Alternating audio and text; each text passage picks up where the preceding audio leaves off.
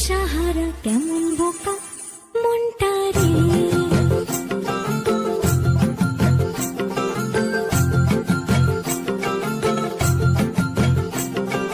फतेह करे किले सारे भेद जाए दीवारे, प्रेम कोई सीध लागे अगर मगर बारी बारी जिया को यूं उछाले, जिया नहीं गेंद लागे। फतेह करे किले सारे भेद जाए दीवारे, प्रेम कोई सीध लागे अगर मगर बारी बारी जिया को यूं उछाले, जिया नहीं गेंद लागे। माटी को यूं चंदन सा माथे पे सजाए रे, जुबां पे जो मोह माया नमक लगा।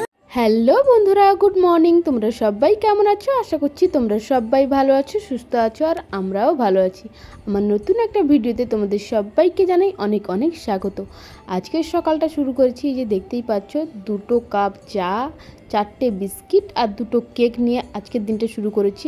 আরে না না, এতগুলো জিনিস আমি একা খাবো না, বোনের জন্য আর আমার জন্যই কিন্তু নিয়ে এসেছি। 2 করে টোস্ট বিস্কিট নিয়ে এসেছিলাম চায়ের সঙ্গে খাবো বলে। তো শাশুড়ি মা হঠাৎ করে বলল যে কেক আছে, ওগুলো কিন্তু তোমরা খেয়ে নেবে। তো এই যে দেখতেই পাচ্ছ, কেক নিয়ে বসে গেছিলাম আর চা বিস্কিট নিয়ে বসে গেছিলাম খেতে। বিস্কিটটা খাওয়া হয়ে গেছিলো, তো কেকটা খাচ্ছিলাম। আর এই কেকটা খেতে আমার ভীষণই ভালো লাগে। আর এটা না মানে হালখাতার মধ্যে দিয়েছিল, মানে আজ এই প্রথম দেখলাম হালখাতায় মানে কেক দেয়, মিষ্টি ছেড়ে কেক দেয়। যাই হোক, আমাদের এইখানে না প্রচুর পরিমাণে মাছি হয়েছে। খেতে বসেছিলাম চা বিস্কিট, দেখেইছো সকাল থেকে আর কোনো কিছু শেয়ার করতে পারিনি। দেখো দুপুরবেলা মানে খেতে বসেছিলাম, দেখলাম যে পার্সেল দিতে এসেছে ডেলিভারি বয়। এই যে দেখতেই পাচ্ছ, শ্বশুরমশাই এখন দাঁড়িয়ে আছে। আমি বললাম যে আমার হাত এঁটো, আমি খেয়েছিলাম, মানে ফোন বেজে উঠেছে, আমি চলে এসেছি আর কি। তো ওই এঁটো হাতেই আমি কিন্তু চলে এসেছি। এই যে দেখতেই পাচ্ছ, বাবাকে ডাকলাম, বাবাকে বললাম যে তুমি পার্সেলটা নিয়ে নাও। এদিকে দেখো পার্সেলটা নিয়েছিল। আমি কেন ডেলিভারি বয়ের সাইটে কিন্তু স্টিকার দিয়ে দিয়েছি, তোমরা হয়তো অনেকে বুঝতে পারছো, আবার অনেকে হয়তো বুঝতে পারোনি। যাই হোক, আমি আর খুলে বলবো না, তো কিছু অসুবিধা আছে, তো তার কারণে কিন্তু আমি ওই পার্সেলটা মানে যে ডেলিভারি দিতে এসেছিলো তার ভিডিওটা মানে তার ফটো সাইটে কিন্তু মানে যেটা হয়েছিল ওটা কিন্তু আমি মানে স্টিকার বসিয়ে দিয়েছিলাম। যাই হোক, এসেছিলো আমার স্ট্যান্ড। তোমাদের দাদাভাই কিন্তু বলেছিল তুমি অর্ডার দিয়ে দাও, আমি কিন্তু পে করে দেবো। তো এই যে দেখতেই পাচ্ছ, ও বলছিল যে ভাবতে পারো যে তোমার একটা ইচ্ছে ছিল, ও বলেছিল যে তোমার একটা ইচ্ছে ছিল যে তুমি একটা স্ট্যান্ড নেবে, তো তোমার ইচ্ছে আজকে পূরণ হয়ে গেছে। ও আমাকে বলেছিল যে তুমি কিনে নাও, মানে অর্ডারটা দিয়ে দাও, আমি কিন্তু পে করে দেবো আর কি। তো এই যে দেখতেই পাচ্ছ, তোমাদের দাদাভাই কিন্তু আমার একটা ইচ্ছে ছিল, মানে ইচ্ছে একটা পূরণ করে দিয়েছে তোমাদের দাদাভাই। যে দেখতেই পাচ্ছ, বোন এখন নিয়ে বসে গেছে স্ট্যান্ডটাকে খুলতে, মানে খুলে দেখছিল কেমন এসেছে না এসেছে।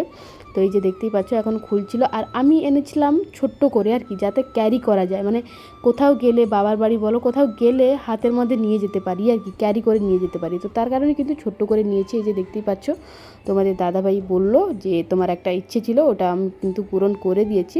এই যে এখন বোন খুলে দেখছিল আর কি কেমন এসেছে, ঠিকঠাক এসেছে নাকি আসেনি। আর বোন কিন্তু খেতে বসেছিল, দুজনই কিন্তু খেতে বসেছিলাম।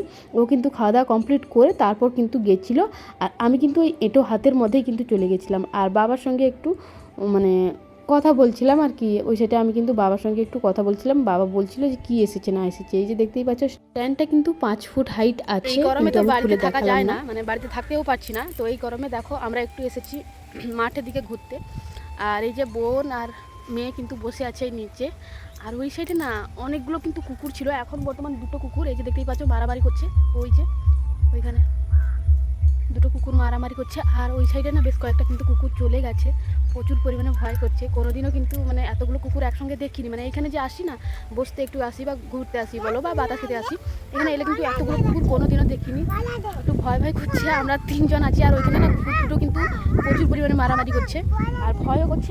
বোন এই যে দেখতেই পাচ্ছ, বোন একটা বাঁশ নিয়ে আছে, দেখা এই যে বোন একটা বাঁশ নিয়ে আছে, আর আমি একটু এই যে বাতা একটা আছে, মানে বাঁশের যে বাতাগুলো থাকে না, ওইগুলো একটা নিয়েছি। প্রচুর পরিমাণে ভয় করছে। আর আমার ননদিনীকে ডেকেছি, ওকে বললাম তুমি একটু আসো। আর মানে যখন আসলাম না, তখন কিন্তু একটা কুকুর মানে চলে এসেছি, ওকে কোনো রকম পেরিয়ে চলে এসেছি। তারপরেও জানি না ওই কুকুরটা না শুধু পিছন ঘুরে তাকাচ্ছিল, প্রচুর পরিমাণে ভয় লাগছিল। আর এখনও বেশ কয়েকটা কুকুর, প্রায় বলতে গেলে 7-8টার মতো কুকুর এসেছে। তো এই যে ঘুরতে এসে প্রচুর পরিমাণে ভয় পেয়ে গেছি। তো যাই হোক, ননদিনীকে ডেকেছি, হাতের মধ্যে লাঠিও আছে। অতটা ভয় পেয়েছি, বাট কুকুর এলে একদম কুকুরের অবস্থা শেষ করে দেবো আর কি। এই যে আর এত গরমের মধ্যে না বাড়িতে থাকা অসম্ভব হয়ে উঠছে, তো তার কারণে কিন্তু একটু মাঠের দিকে এসেছি ঘুরতে বলো বা বাতাস খেতে বলো, বসেছি। ভয় আছে না খাতুরা, সেখানে কী আছে না এখানে হাঁটারবি প্রচুর ভয় লাগিয়ে।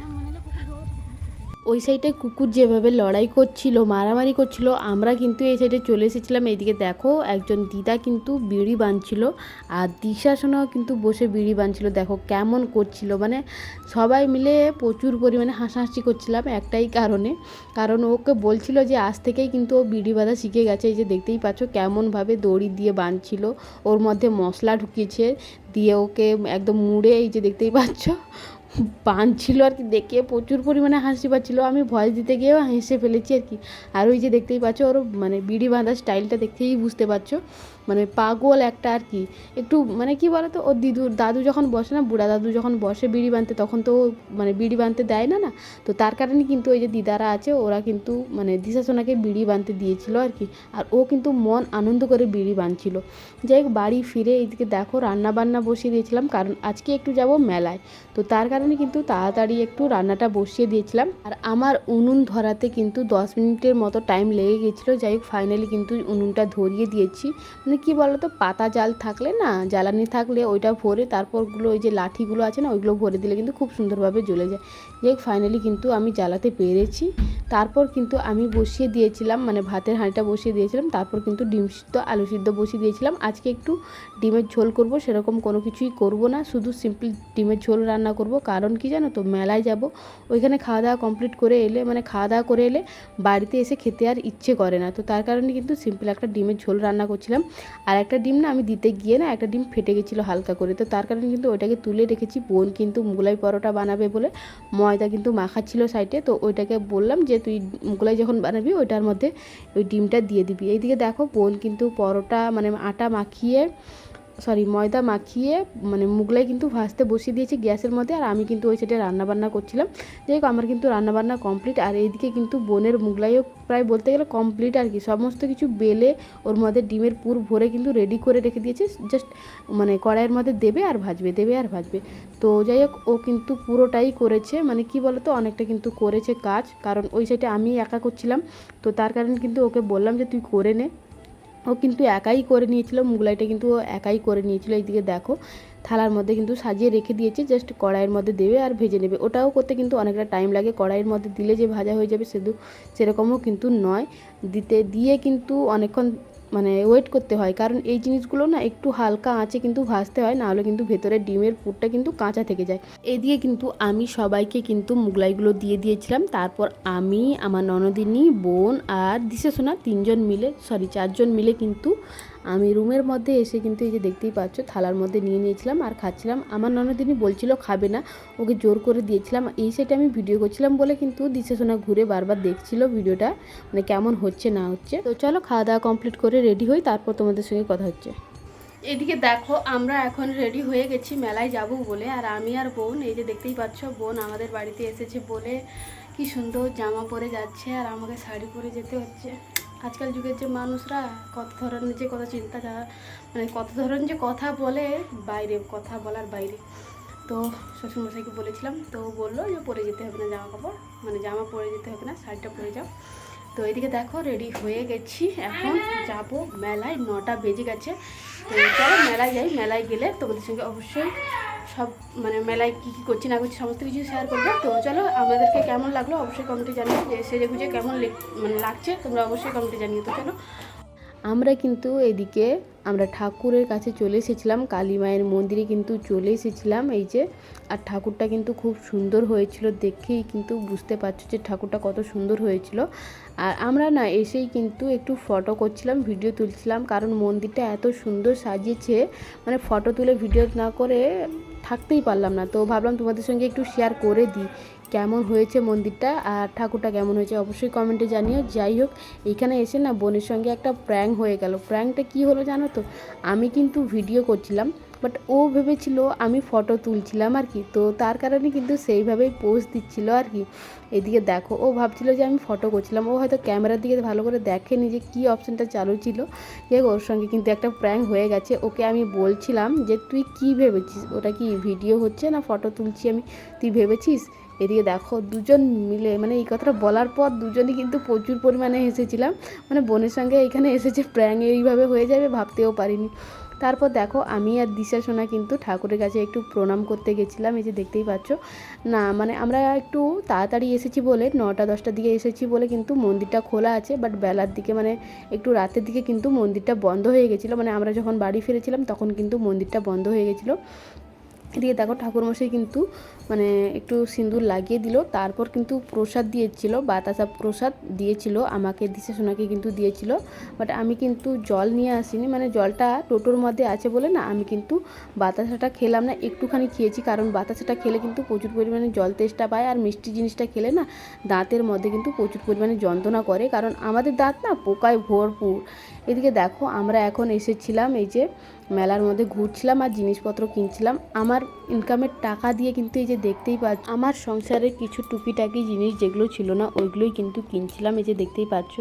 ছান্তা বলি আমি, এগুলোকে কি বলে জানি না ঠিক, আমি কিন্তু এগুলোকে ছান্তা বলি। এই যে দেখতেই পাচ্ছ একটা ছান্তা নিয়েছিলাম আর কি, একটা আছে 140 না 50 নিয়েছিল, আর একটা কিন্তু 70 টাকা, ওটা প্রচুর পরিমাণে হালকা ছিল, তো তার কারণে আমি ভাবলাম না ভারী দেখে একটা নিই, কারণ ব্যবহার যখন জিনিস কিনছি তখন একটু বেশি দাম দিয়ে কিনলে টেকসই একটু বেশি হবে, তো তার কারণে কিন্তু একটা মানে ছান্তা কিনছিলাম, ওটা ছিল না, মানে আমাদের বাড়িতে না ওই রকম ছান্তা নেই, আর যেটা আছে না সেটা কিন্তু আগের যেগুলো থাকে না ওইগুলোই আছে আর কি, আর যে ডান্ডিগুলো থাকে না ওইগুলো কিন্তু প্রচুর পরিমাণে গরম হয়ে যায়, মানে তোমার পেঁয়াজি ভাজতে বলো বা লুচি টুচি ভাজতে গেলে না প্রচুর পরিমাণে হাতের মধ্যে প্রচুর গরম লাগে, আর অনেক সময় তো মানে ঠসাও পড়ে যায় আর কি। এইদিকে দেখো বোন চলে এসেছিলো একটা সানগ্লাসের দোকানে, ও একটা চশমা নিয়েছিল, এই যে দেখতেই পাচ্ছ, ও বললো যে এটা নেবে, আমিও ভেবেছিলাম যে একটা নেব, তারপর ভাবলাম না চলো আমার তো এখানে আর পড়া হয় না শ্বশুর বাড়িতে, যখন বাবার বাড়িতে যাই তখনই যখন সময় হয় বা সুযোগ হয় তখনই কিন্তু পড়ি, না হলে কিন্তু শ্বশুর বাড়িতে আর হয় না।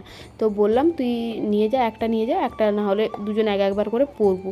তো আমি সেরকম সানগ্লাস পরতেও পছন্দ করি না। যাই হোক এদিকে দেখো চলে এসেছিলাম একটা দোকানে, কারণ দোকানে দেখলাম বেশ কয়েকটা কন্টেনার ডাব্বাগুলো আছে, ওইগুলো কিন্তু নেব বলে কিন্তু চলে এসেছিলাম। এই যে দেখতেই পাচ্ছ এখন কিন্তু জিনিসপত্রগুলো আমি আমার পয়সা দিয়েই কিন্তু কিনছিলাম, আমার নিজের ইনকামের টাকা দিয়ে কিন্তু কিনছিলাম, বাড়িতে কিছু জিনিস নেই বলে কিন্তু কিনছিলাম। কারণ কি জানো তো, মাছ যখন ভেজে রাখা হয় না তখন কিন্তু মানে যেখানে রাখি না কেন তখন কিন্তু বেড়ালে খেয়ে নেয়, তো তার কারণে কিন্তু এই যে দেখতেই পাচ্ছ কন্টেনার ডাব্বাগুলো রাখছিলাম, মানে কিনছিলাম আর কি, যাতে মাছগুলো ভেজে রাখলে যাতে বেড়াল খেতে না পারে আর কি, যেখানেই রাখো না কেন তার মানে বেড়াল খেতে পারবে না আর কি, তো তার কারণে কিন্তু এই যে কন্টেনার ডাব্বাগুলো দুটো নিয়েছিলাম। আর কোনো কিছুই কিন্তু কেনাকাটা করতে পারিনি, টোটালি বলতে গেলে কোনো কিছু না, আমাদের নিজেদের জন্যও কিন্তু কোনো কিছুই কেনাকাটা করিনি, জুয়েলারি বলতে গেলে কোনো কিছুই না, কারণ দুল বলো গলার হার বলো কোনো কিছুই কিনিনি। এই দিয়ে দেখো চলে এসেছিলাম একটু প্রোগ্রাম দেখতে, যে দেখতেই পাচ্ছ 2-4টা গান শুনে কিন্তু পালিয়ে যাব, তারপর ভাবলাম না চলো দুটো গান শুনে পালিয়ে যাই, কারণ দিশা সোনা ঘুমিয়ে গেছে, আর ওইখানে কিন্তু দিদারা ছিল আর কি, মানে ওইখানে মন্দিরের মধ্যে রেখে কিন্তু দিদা আর মাকে রেখে দিয়ে এসেছিলাম, কারণ দিশা সোনা ঘুমিয়ে গেছিলো, ওকে নিয়ে মানে দিশা সোনাকে কোলে নিয়ে যেতে আসতে কিন্তু অনেকটা অসুবিধা হয়, আর একটা বাচ্চাকে নিয়ে মেলার মধ্যে ঘোরাটা যে কতটা টাফ ব্যাপার, বিশেষ করে ঘুমিয়ে গেলে একমাত্র তারাই জানে যাদের বাচ্চা কাচ্চা আছে। যাই হোক এদিকে দেখো মেয়ে তো ঘুমিয়ে গেছিলো, আমি নিয়েছিলাম, এখন কিন্তু বোন জিলাপি নিচ্ছিল, এই যে দেখতেই পাচ্ছ জিলাপি কিন্তু ও এখন নিচ্ছিল, আর আমি কিন্তু দিশা সোনাকে নিয়ে দাঁড়িয়েছিলাম, আর দিদা কিন্তু টোটোর মধ্যেই কিন্তু আছে, এখন কিন্তু ও পয়সা দিচ্ছিল, আর শাশুড়ি মাও কিন্তু সাইডে দাঁড়িয়েছিল। যাই হোক এই মেলার মধ্যে না মানে পুরো দোকান ঘুরেছি, পুরো মেলাটাই ঘুরেছি, পাঁপড়ি চাট খাবো বলে কিন্তু কোথাও পাঁপড়ি চাট পেলাম না। যাই হোক এইদিকে দেখো এখন কিন্তু বোন মানে সবার জন্য লস্যি নিচ্ছিল, এই যে দেখতেই পাচ্ছ, আমি কিন্তু এখনও পর্যন্ত খাইনি, মা কিন্তু এই সেটা খাচ্ছিল, আর বোন কিন্তু একটা একটা করে দিচ্ছিল যে যে তুই দিয়ে আয়, টোটোওয়ালা দিদাও কিন্তু টোটোর মধ্যে বসে আছে ওইখানে, কিন্তু আমি এই যে দেখতেই পাচ্ছ দুটো নিয়ে কিন্তু এখন গেছিলাম, ওদেরকে দিয়ে এসেছিলাম, তারপর কিন্তু আমরা এসে নিয়েছিলাম, নিয়েই কিন্তু টোটোর মধ্যে বসে কিন্তু এই জুসটা মানে জুস না সরি লস্যিটা খাচ্ছিলাম। আর আমার কিন্তু সত্যি কথা বলতে গেলে এই লস্যিটা খেতে অতটাও কিন্তু ভালো লাগে না, দই লস্যিটা কিন্তু খেতে বেশ ভালোই লাগে, লোকে বলে না নাই মামার থেকে কানা মামা ভালো, তো ওইটাই হয়েছে আর কি। তো এখানে সেই লস্যি নেই বলে কিন্তু এই যে বরফ লস্যিগুলো খেতে হচ্ছে, বরফ কলা ওইগুলো দিয়ে যে লস্যিগুলো বানায় ওইগুলোই খেতে হচ্ছে। এইদিকে দেখো মন্দিরটা একটু তোমাদেরকে শেয়ার করলাম।